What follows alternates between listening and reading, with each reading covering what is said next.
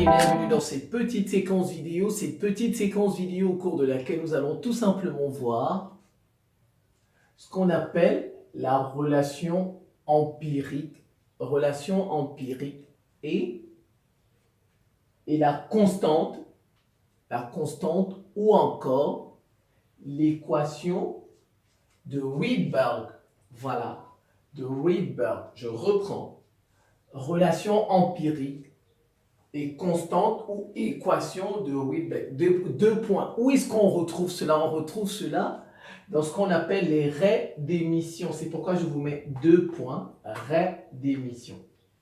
Alors ici, je vous ai un petit diagramme des niveaux d'énergie. Un petit diagramme. Ici, c'est le niveau fondamental. EP, ça veut dire l'énergie, on va dire comme ça, du niveau inférieur. Le P veut dire le niveau inférieur.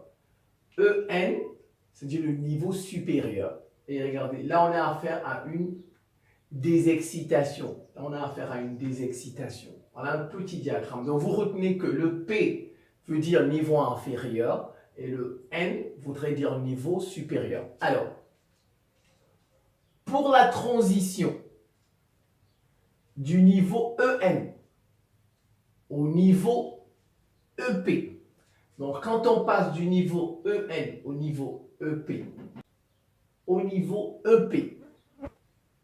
bien sûr, EN, l'énergie en N est plus grande que l'énergie en P. Parce que EN est au-dessus, n'est-ce pas? Voilà, donc EN est supérieur à EP. Alors, que fait le photon? Le photon, il a une énergie, n'est-ce pas? H mu de NP. H mu de NP. Ce photon, il est émis. Voilà, ici, il y a émission. Ouais, c'est pourquoi on parle de raie d'émission. Ici, il y a émission d'un photon. Donc, je reprends. Pour la transition du niveau EN au niveau EP, bien sûr, avec EN strictement supérieur à EP, le photon, il a une énergie.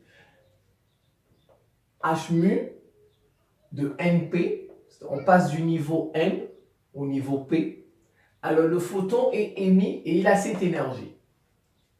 Alors comment s'écrit-elle cette énergie? H mu, la fréquence, H, la constante de Planck de NP, est égale à EN moins EP. Vous voyez, pour connaître l'énergie du photon qui sera émis, on fait EN moins EP, c'est tout. Voilà, donc ce qu'on fait. Or, maintenant, on va faire des remplacements. Or, EN, c'est égal à moins E0 sur N carré. EP, c'est égal à moins E0 sur P carré. Donc, je remplace. Ah ben, je remplace. EN, chacun. Donc, d'où H mu de NP est égal moins E0 sur N carré. J'ai déjà remplacé celui-ci. Moins, ce moins, avec le EP. EP, c'est moins E0 sur P carré. Voilà, je continue. Je viens ici. Je les mets tous ensemble. Moins et moins, ça devient plus. Donc, c'est pourquoi on a plus ici. On a plus ici. Je factorise maintenant par E0, par moins E0. Je vais factoriser. Donc, je sors le moins E0. Je sors celui-ci. Il va rester 1 sur N carré. Ça, c'est N carré. Ici, il y aura moins 1 sur P carré. Vous voyez, jusqu'ici, voilà ce qu'on a. Et puis maintenant, j'aurai hors mu, la fréquence, c'est C sur lambda. Donc maintenant, je vais remplacer ça, la fréquence, ça devient C sur lambda. Vous savez, la fréquence mu égale C sur lambda. Je fais des remplacements. Donc ça devient H, la constante de Planck fois C, divisé par lambda NP. Or, E0 moins E0 c'est 13, c'est 13,6. Je remplace, donc ça fait 13,6. 1 sur n carré moins 1 sur p carré. Ça implique quoi? Regardez, je peux prendre tout ça. Je peux diviser par HC. Il va rester 1. Donc, lui, je l'envoie au dénominateur de celui-ci. Alors, ça devient 1. L'inverse de la longueur d'onde. Donc, l'inverse de la longueur d'onde est égal à 13,6 sur HC. Facteur, bien sûr, de 1 sur n carré moins 1 sur p carré. Jusqu'ici, je pense que c'est bon, vous vous en sortez. Voilà, je reprends. On dit l'inverse de la longueur d'onde est égal à 13,6 sur HC. Après le reste. Mais comment on appelle tout ça? Tout ça, 13,6 sur HC.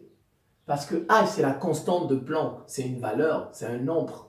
C, c'est la célérité, c'est un nombre. Donc, quand vous faites tout ce calcul, vous obtenez, on appelle tout ça RH.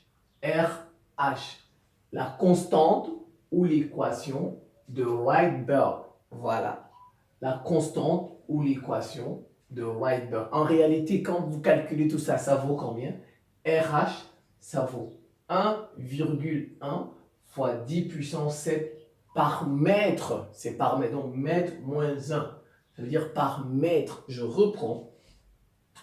1 sur lambda NP, c'est égal à RH.